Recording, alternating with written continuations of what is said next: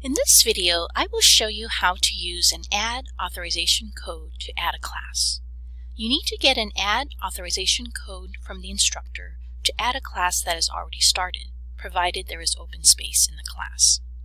In the Add Classes worksheet in your MyComm portal, find the gray bar labeled CRNs.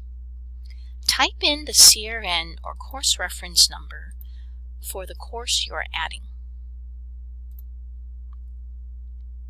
You can add one or more than one CRN at a time. Then click Submit Changes. The system will prompt you to type in the Add Authorization Code.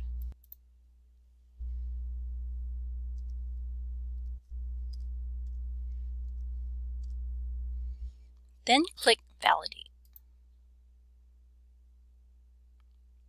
Now I see that the status is approved and I can submit changes. Here I see that I am web registered for this Biology 100 course. So that is how you add a course using an Add Authorization Code. If you run into any problems or have any questions, you can contact Enrollment Services. Thanks for watching and have a great semester.